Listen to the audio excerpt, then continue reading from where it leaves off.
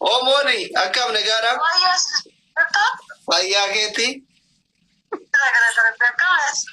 Yeroo jalqabaatti si dawwale sagaleen kee akkana bareedaa lakkaa.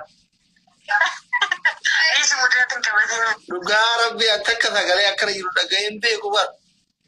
Akkuma qaama kiyyaa fudhataa sagaleen kiyyaas.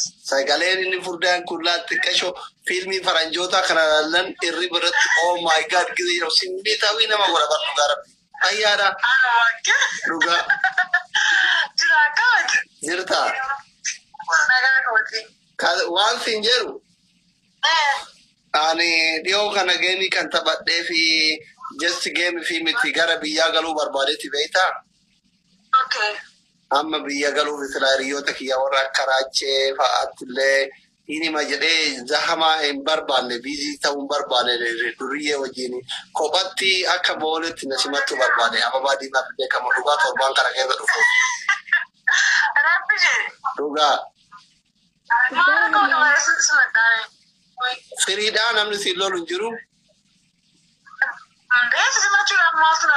Jechuun tikeetiin kiyya gara galgalaati halkan sa'aatii afurii walakka shanitti gabbayaa dirree xiyyaaraa keessa. Ani immoo biyyaan jiru.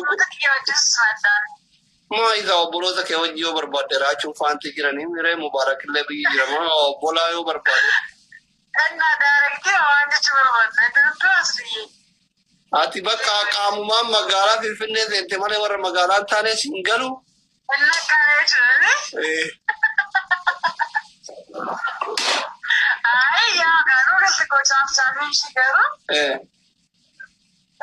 Oromoon keenya waan afaan isaanii irratti jaallatame. Bakka har'a maalinni iyyuu guyyaan? Harri bitataan. Wiixata kamisa halkan sa'aatii shanitti dhufaa. Okay. Waan hafe mootuu gizee gabba'u kana sitti kamisa na eegesh. Nam tokkotti nam tokko akka hin dhageenyu ijoolleen Finfinnee jira. Haaran nagaanii eenyumatti siiniwwan.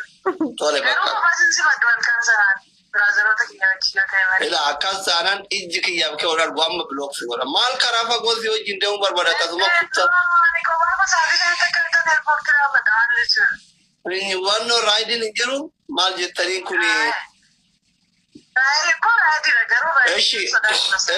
Eshi raachuu waliin hin dhuftani. Siif raachuu qofa. Ani hin barbaadu nama baay'ee.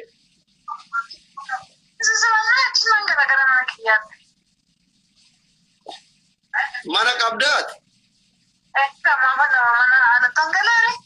Jechuun mana kee moo kamaatii keetii? Mana kiraa qabannaan ani maal goraa waa hoteela order godhaneeti na bira dhufaayi.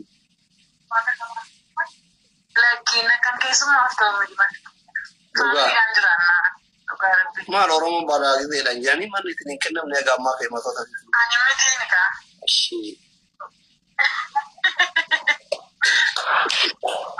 bakka asii dawwala galgala ishii amma tikeetii murachuu fi gara wannoo deemaa jira biiroo deemaa jira gize tikeetii harkaan gaadhe sii dawwala booda.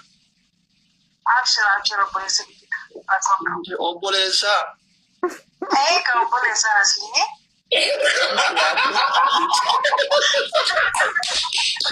Erbe laayivii jala jirtaami.